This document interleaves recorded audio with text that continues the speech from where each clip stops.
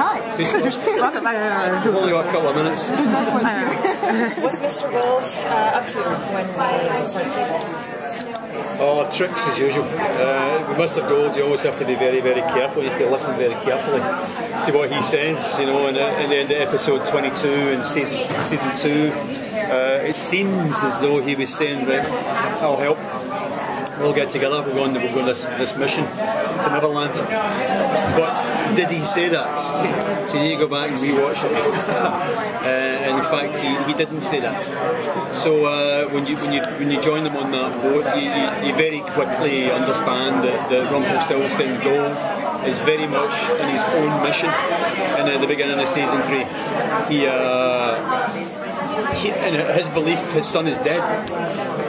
So his life is pretty much over, and the only thing that you can do to in any way honour his son's memory is by finding his son, Henry, even though this prophecy is that is going to be his undoing.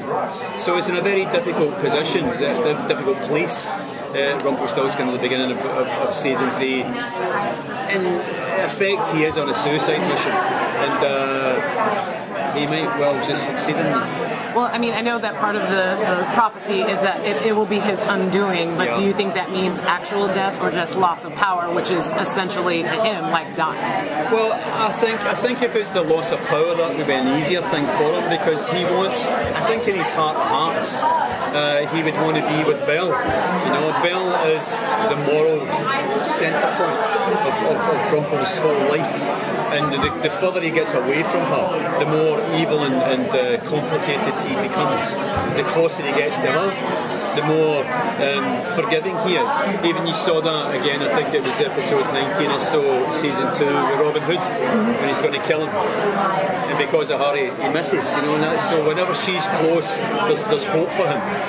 When she's far away, there's less hope for him.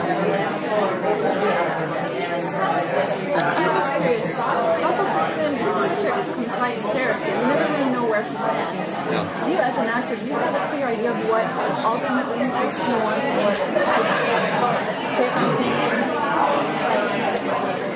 It's very complicated with him. I mean, you know, he's so old, and this is the other thing we have to understand. He is at least 300 years old, and he's got so far away from the Rumpelstiltskin who was hobbling along with his king, the one who went to the battlefield.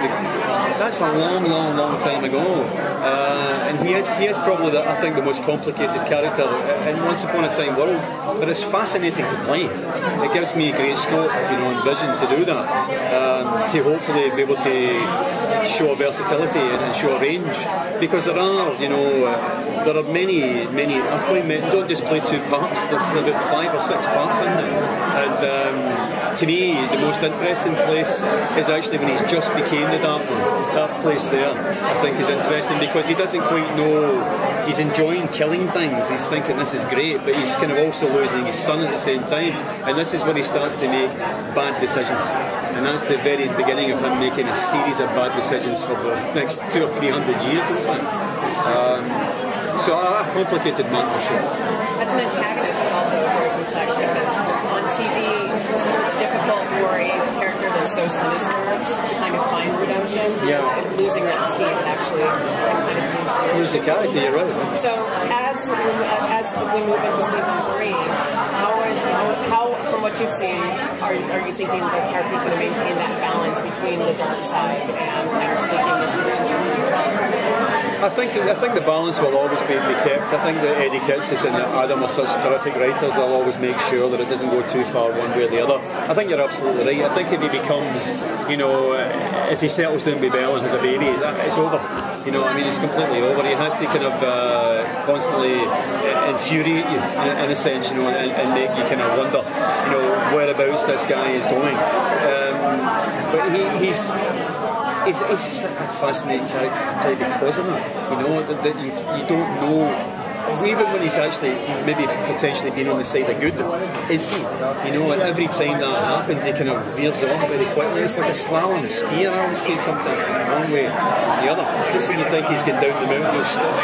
You know, let you go back. But does he? So, very interesting. Does he do that though to kind of like reaffirm his own belief about his own character, about like being sort of like? I think so. He's kind of very, very long time ago. He made the decision that the power is the thing. That's what he wants. As time goes by, he kind of second guesses himself and thinks, no, I don't want that. I want to become a good man. But as soon as he gets down that road, it changes again.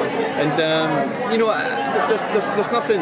You know, it is a fantastical character. It's fairy tale and the rest of it, but he's very human in a sense. And I think again, one of the most human characters in the show in that respect.